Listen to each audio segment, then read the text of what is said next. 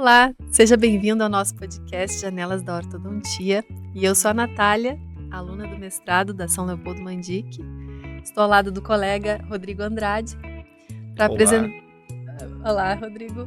Para apresentar o episódio Bruxismo na Infância com o colega também do mestrado, William Martins. Ele que é especialista em ortodontia e também em DTM, né? DTM e orofacial. Olá, boa noite. Natália, primeiramente, obrigado pelo convite, por esse projeto lindo. Muito obrigado também por me convidar, pela amizade, por fazer parte, estar ao lado de um grande amigo meu, que é o Rodrigo.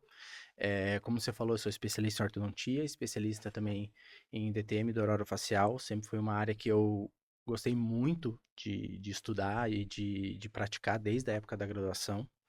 Mas a minha primeira especialidade mesmo foi ortodontia, e depois de um tempo eu migrei, vamos dizer assim, para a especialidade em DTM, né? Porque eu também recebia no meu consultório muitos pacientes indicados para fazer o tratamento ortodôntico, porque outros profissionais falavam que tinha bruxismo e tinha uma oclusão errada, e a causa dessa oclusão errada era por conta do bruxismo. Então isso foi uma coisa que foi aparecendo muito para mim, e, e a necessidade que a gente tem de estudar e aprender me fez fazer uma especialização.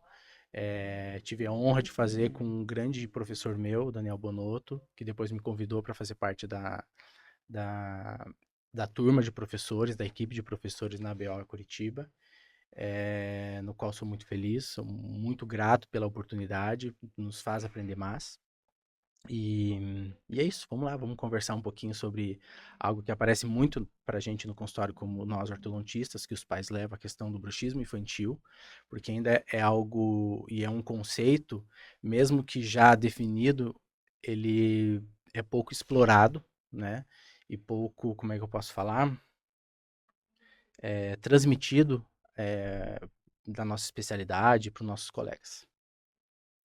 Então, a criança chega ao teu consultório com sintomas, com quais sintomas passíveis de serem tratados? Sim.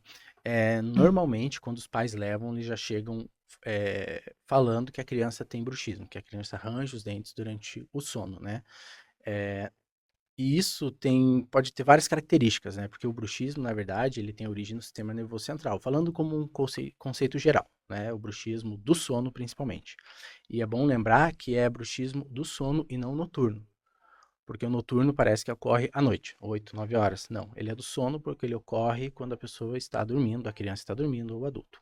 Ele é o ato mastigatório de apertar ou ranger o dente durante o sono. Como eu comentei, é oriundo do sistema nervoso central. Então, independente se a pessoa, até uma analogia, não tem dente, mas ela tem a predisposição ao ranger ou apertar, isso vai acontecer, né?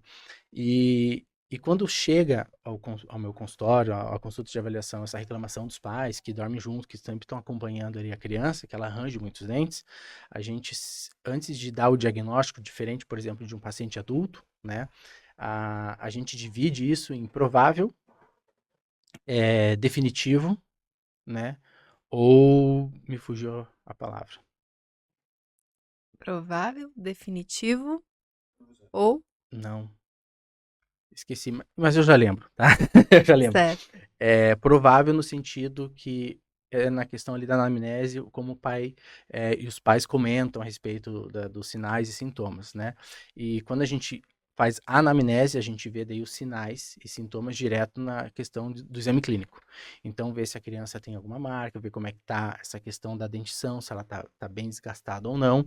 E eu gosto de observar muito como a criança se comporta quando está dentro do meu consultório, na avaliação, e principalmente os pais, né? A gente sabe que hoje, pela questão da evolução da tela, do computador, do tablet, as crianças estão mais ansiosas, mais estressadas, elas estão mais agitadas, e isso influencia, sim, no sono, né? E algo que está sendo também muito estudado é a relação do sono no desenvolvimento de uma criança. Então, a criança ela precisa dormir para se desenvolver. E a partir do momento que ela tem esses sinais ou sintomas de ranger ou ansiosa, que faz que ela não durma bem, os pais não durmam bem, tudo isso vira uma bola de neve e, consequentemente, pode influenciar, sim, no desenvolvimento da criança, tudo. Existe diferença entre bruxismo infantil e bruxismo no adulto? Não, porque o ato de ranger e apertar o dente da atividade mastigatória é o mesmo, né? A origem sempre é no sistema nervoso central. Nós temos hoje dois tipos de bruxismo, falando, né, assim em geral, bruxismo em vigília, que ocorre do dia, que é o ato de apertar e ranger durante o dia. Isso pode ser uma questão de ansiedade ou até concentração, né? Às vezes você está no computador ou você está atendendo um paciente e você está ali apertando os dentes. Isso causa uma fadiga muscular que às vezes no final do dia a pessoa, o paciente, pode sentir uma dor muscular ou uma dor articular por conta da sobrecarga. E o outro é o bruxismo do sono, como eu já havia comentado, que ocorre durante uma fase do sono, que também, ele também dentro do bruxismo do sono, os estudos já comprovaram através de polissonografia, que é o exame definitivo e padrão ouro do bruxismo, é, as atividades ocorrem durante uma fase bem importante do sono, que é a fase não REM, né, que são os microdespertares, tudo. E dentro disso, né, o significado, ele é parecido, correto? Ele é o mesmo. Porém, a ação dele infantil, numa criança, é diferente no fato de que, às vezes, a criança, dependendo do perfil, se ela é agora puxando para a ortodontia, né, uma criança que tem um perfil classe 2, uma mandíbula mais retruída mais para trás, né, tem uma dificuldade respiratória, né, ou ela tem algum problema de amígdala muito grande, adenoide, isso pode atrapalhar a respiração dela e, consequentemente, ela vai fazer involuntariamente o bruxismo, o ato de ranger, que é o movimento, e a mandíbula vai para frente e, consequentemente, entra mais ar. A Ela criança respira também melhor. faz o bruxismo em vigília? Sim, Acordada também? sim. E hoje, por conta dessa ansiedade e do estresse, está aparecendo muito no meu consultório avaliação para DTM. Então, primeiro eu avalio, vejo a questão da anamnese completa, avalio o pai, a mãe, como é que o pai e a mãe se comportam, como eu já falei, como é que a mãe se comporta, a criança se comporta. E eu começo daí a fazer um exame, como se estivesse fazendo um exame em adulto, numa criança quando ela reclama que tem dor. Então, há umas 2 semanas atrás, eu atendi uma criança com uma disfunção temporomandibular articular de 11 anos, mas ao mesmo tempo que ela tinha, ela também tinha ela era muito ansiosa, dava para ver na cadeira, então eu fazia todos os exames na articulação, musculatura, e ela sentia bastante dor. Fiz laser, botei uma placa, e assim, até interessante, quando as pessoas têm muito medo de colocar uma placa, achando que isso vai travar o desenvolvimento da criança, mas na verdade não trava, mesmo que você coloque uma de acetato. O que vai acontecer é a troca da dentição que vai atrapalhar essa adaptação.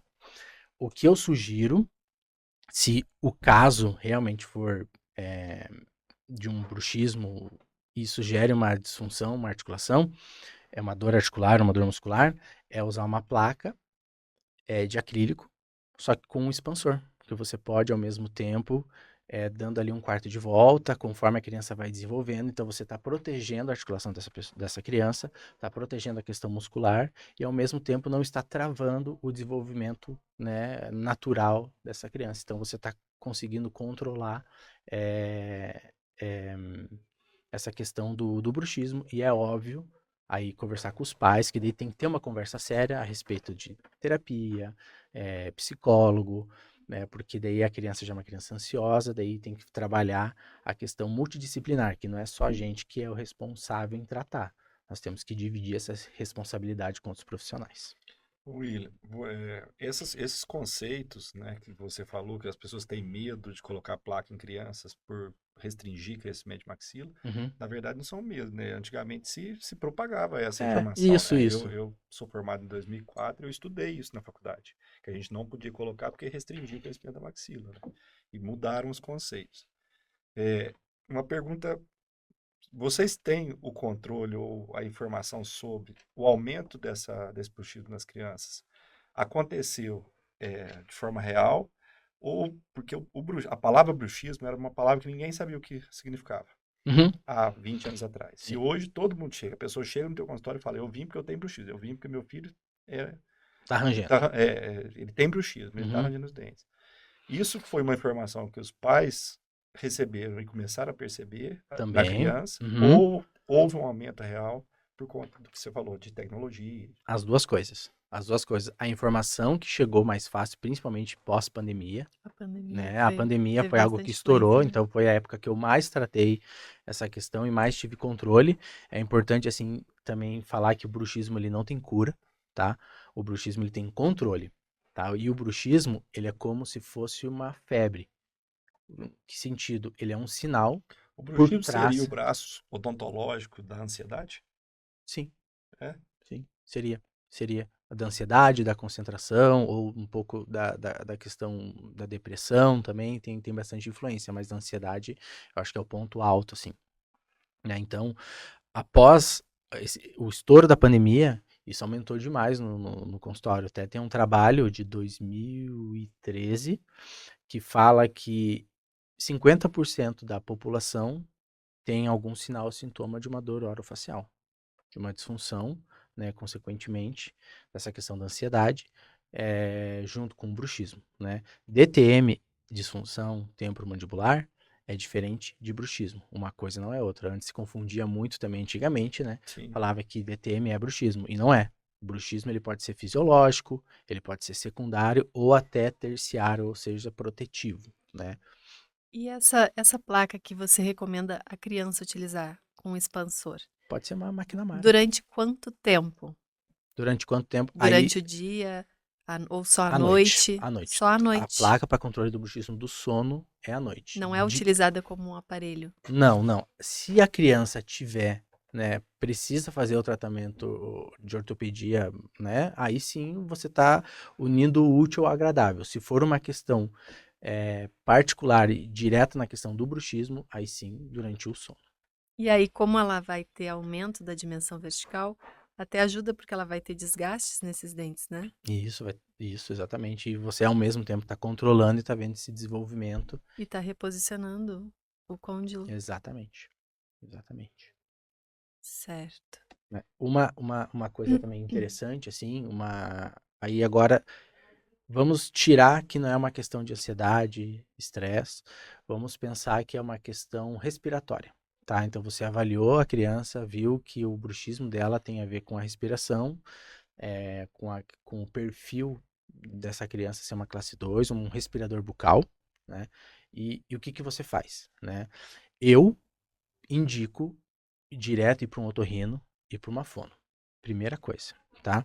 As pesquisas já mostraram que pacientes que fizeram um tratamento com otorrino, que é a remoção das amígdalas e das adenoides, melhoraram infinitamente, quase 40%, a questão do bruxismo. Né? Os pais relataram que a criança diminuiu o ato de apertar e ranger os dentes. Né? Em 2015 saiu um trabalho que era a relação da expansão rápida da maxila usando o Hirax, né? E essa relação com o bruxismo do sono e respiração, né? E mostrou também que 65% das crianças tiveram uma melhora no sono e na respiração por conta desse tratamento. Mas isso não quer dizer que você tenha que tratar a criança com uma expansão, né? O bruxismo, perdão, né? Vou até repetir. Se a criança tem um problema respiratório e uma atresia maxilar, você fazendo essa expansão, a melhora do sono e principalmente o desaparecimento, entre aspas, desse bruxismo que os pais relatam, diminuiu quase 65%. Né? Mas isso não quer dizer que todo paciente tem que ser tratado assim. Porque você realmente precisa, e isso em todas as áreas, não só infantil como no paciente adulto, fazer uma anamnese completa. Conversar com o pai, ver o comportamento da mãe, como essa criança se comporta durante o tratamento, como é que ela fica no consultório, se ela quer saber do celular, se ela não quer saber. Então, tudo isso é muito importante. Will, em algum momento esse bruxismo ele é normal na criança? Sim. Principalmente, assim, é que assim, normal, porque tem muita questão da predisposição. Então, tem pessoas que têm predisposição. Crianças têm predisposição a ranger mais os dentes, crianças têm predisposição, às vezes, ter alguma dor, algum problema, né? Existe o bruxismo fisiológico, que é o ato de apertar e ranger de uma forma que não gere desconforto, não gere dor, né? Existe o bruxismo secundário, que daí já está associado a alguma coisa. Pode ser a medicamento, pode ser a refluxo, pode ser ansiedade, estresse, que a criança range pela questão daquela descarga que ela precisou ter durante o dia, aquela agitação, e à noite, na hora de dormir, aquele corpo descarrega aquilo. E o de proteção, que esse que está mais envolvido com a questão da respiração bucal. Respiração. Porque como a criança não respira bem, a mandíbula cai para trás, né, durante a posição que ela está dormindo, tudo, então isso dificulta a respiração e ela joga a mandíbula para frente de uma forma inconsciente, porque isso é feito de forma inconsciente, né, involuntária, né, para respirar melhor e não ficar com a boca seca e tentar ter uma noite de sono melhor, uma qualidade de sono melhor. Tem alguma relação da dentição decídua com o bruxismo? A troca de dentes, de repente. Tem, mas isso é Não, fisiológico. mas na troca, enquanto ele tem os 20 Enquanto tem. dentes. Tem, decíduos. mas é uma questão daí fisiológica. Isso acontece com todas as crianças aqui, para justamente ajudar na erupção, tudo, e no desenvolvimento dessa relação maxila e mandíbula. Em período de troca, então, ele tende a aumentar. Uhum, sim. E você relatou de um paciente de 11 anos. Mas qual que é a idade que tem chegado no consultório hoje de bruxismo, em crianças com bruxismo? Assim, o maior número que você O tem maior visto. número, assim, de 9 a 13 anos. Ah, então já é criança, já chegando Sim. na pré-adolescência. Isso, que daí já tem acesso a computador, já tem acesso ao celular. As crianças de... Isso tem envolvimento hormonal? Tem também. E Tem também eles desenvolvimento. podem... Ai, desculpa. Pode falar, pode continuar. E eles podem também manifestar, já nessa idade, algum desgaste no côndilo? Aí, não. Alguma degeneração? Não, isso não. Algum Isso processo não. E degenerativo? se tiver, é uma questão muito pontual, que daí aquela criança específica tem aquela predisposição a ter um problema articular. Daí não é só o côndilo, aí tem multidisciplinar, ir para o médico, daí tem que ver joelho, ombro, né? Porque daí é uma questão articular que envolve todo o sistema fisiológico dela, né? Porque a articulação nossa temporomandibular, a estrutura dela, a fisiologia dela é igual em todas as outras nossas articulações, joelho, ombro, cotovelo. E os hormônios que você ia falar? Não, a criança ela vai se desenvolvendo, ela vai crescendo, ela vai se conhecendo, né? E isso com certeza existe relação, tanto que as mulheres, as meninas, né, têm mais predisposição a ter a disfunção temporomandibular, a ter uma ansiedade maior por conta do pico hormonal que tem, né? Principalmente no desenvolvimento. Will, você recomenda que nós, ortodontistas, tratemos essas crianças ou que a gente encaminhe para os especialistas em DTM já nessa idade? Se você diagnosticou que é um problema de disfunção temporomandibular e o ortodontista, se ele souber fazer o tratamento para disfunção, ele tiver conhecimento para isso, claro que pode tratar. Se não, indica. Né? Tem dentista, não vou falar, não vou generalizar, né? Mas nas profissões tenta abraçar o mundo, né?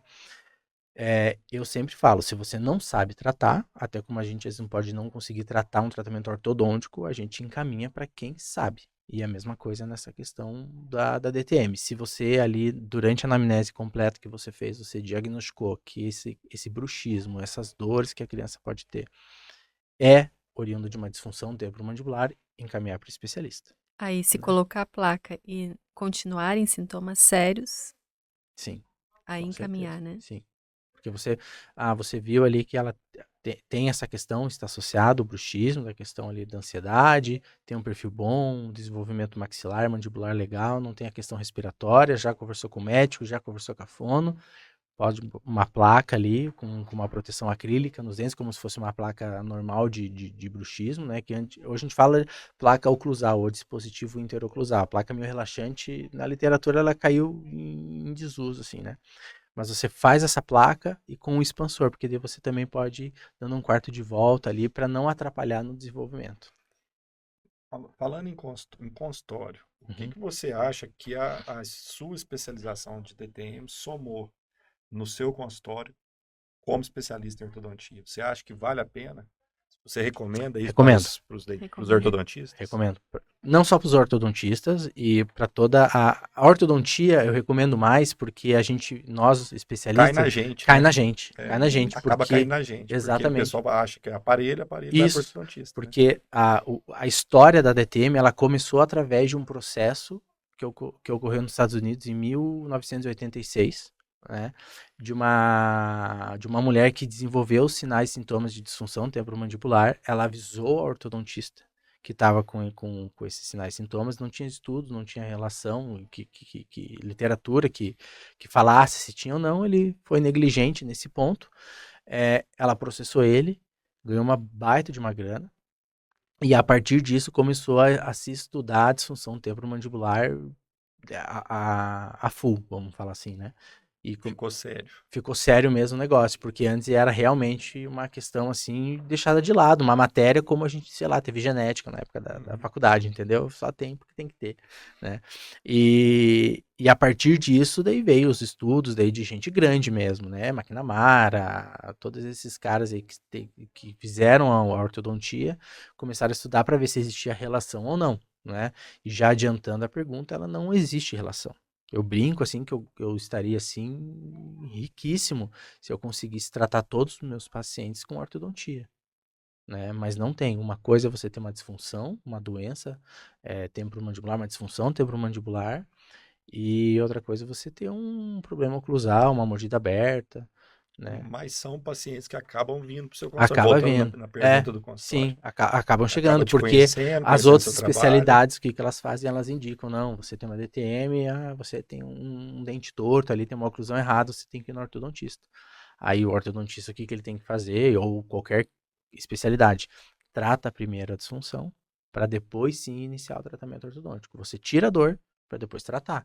Né? Você não vai no médico e ele vai fazer algum tratamento estético em você quando você tiver uma dor. O que você acha daquelas placas de borracha que está sendo comercializado para ser usado durante o tratamento ortodôntico?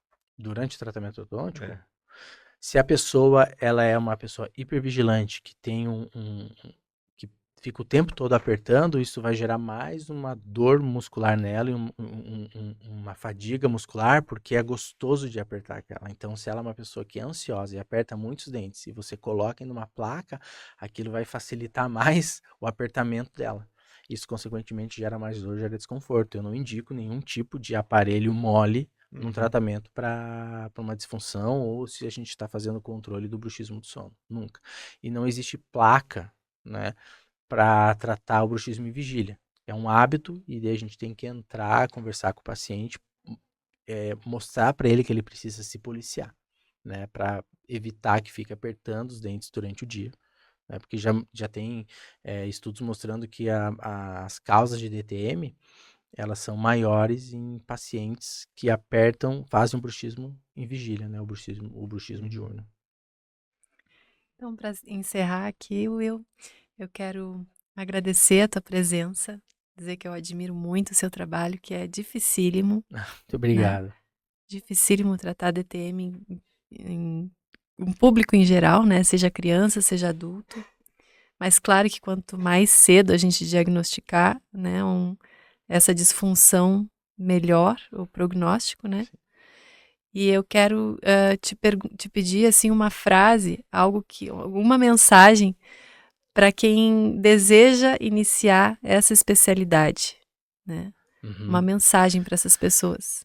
Assim, é gratificante, tá? Porque quando chega um paciente com uma disfunção com dor no consultório, e normalmente, até por eu ser especialista, conforme a gente vai ficando mais experiente na área, né? E até um pouco mais conhecido, aparece para nós casos mais complexos, né? Então, de pacientes que a gente chama de refratários, que já passaram por outros profissionais que já tentaram de tudo, né? Já fez tratamento ortodôntico, já fez lentes, isso daí é um absurdo, né? Fazer facetas em resina, lentes para fazer o tratamento do bruxismo ou melhorar o canino, porque é o canino o problema, né? Então, o paciente chega com muita dor e você começa a ouvir a história do paciente, você no diagnóstico você acerta e você consegue tratar, controlar aquela dor, é algo assim realmente gratificante, porque você vê a melhora da qualidade de vida daquela pessoa, daquele paciente. Porque normalmente ele chega desacreditado de qualquer tipo de tratamento. Já mais um que eu tô indo, porque eu já fui no neuro, já fui num osteopata, já fui num outro profissional, ou num outro dentista. E quando chega, e dependendo do diagnóstico, e chega às vezes ser simples o que a gente faz no tratamento, entre aspas, no paciente, e aquilo gera uma melhora, uma mudança na pessoa, aquilo é muito bom. É muito gratificante mesmo, assim. Ninguém gosta de viver com dor. Dor é um sinal horrível no nosso corpo. E quando você tira aquilo da paciente, ou você controla e diminui e dá uma sensação assim para o paciente, ele vem, te agradece e tudo, é algo assim, é maravilhoso. E eu indico muito a especialidade para todos os colegas, né? Porque a gente recebe hoje e passa pela nossa mão pacientes com DTM e pacientes com dor orofacial, mais do que pacientes com cárie. Então, tem mais pacientes no nosso consultório, principalmente a gente é ortodontista e a gente atende uma quantidade grande de pessoas, pelo menos metade dessas pessoas, elas podem ter um sinal, um sintoma de uma DTM ou de uma dor orofacial, né? Então, você poder tratar e ajudar essa pessoa é algo realmente gratificante. Eu quero te entregar um Opa! presente da Muito Ideológica, obrigado, adoro Ideológico. a nossa Eu faço patrocinadora. ortodontia autoligada, aprendi com a Rebeca, né? A nossa musa do sistema autoligado. E os brackets realmente que eu uso são da Ideológica. Eu adoro, admiro também o Vitor, o Tufi. Tufi é o nome, né? Tupi E Lemos. Tufi Lemos. E adoro Tufi Lemos, adoro o Vitor. São pessoas assim, muito queridas que estão realmente fazendo e inovando para a nossa especialidade. E queria também te agradecer ao convite, Natália. Você sabe que eu também lhe admiro muito. Acho você uma ortodontista, principalmente na questão infantil, sensacional. Eu sei Obrigada. o quanto é difícil para a gente estar aqui, né? Estudando e deixando família, deixando suas filhas, para você estar aqui. E essa nova etapa que você vai agora começar, né? A partir do dia 20 de dezembro. Eu desejo muito sucesso para você. Pode contar comigo para tudo, né? A minha admiração por você vai ser eterna. Uma das pessoas mais queridas do mestrado. Isso daí é Geral. é geral. E realmente muito obrigado pelo convite, pelo projeto, tá? Eu que Sabe que eu te agradeço. adoro, né? E o Rodrigo, meu grande amigo, o Teu irmãozão amigão.